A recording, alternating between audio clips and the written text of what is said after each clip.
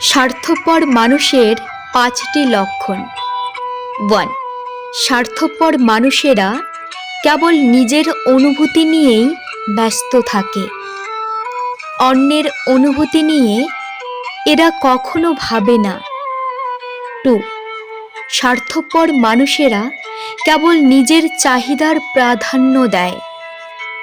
অন্যের সুবিধার জন্যে তারা কখনোই কোনো কিছু ত্যাগ করে না। 3. স্বার্থপর মানুষেরা সবসময় নিজেদের শ্রেষ্ঠ মনে করে থাকে।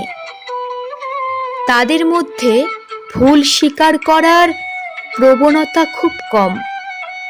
4. স্বার্থপর মানুষের কৃতজ্ঞতাবোধ খুব কম। অন্যের কাজ থেকে সুবিধা আদায় করতে বেশি পারদর্শী হয়। 5.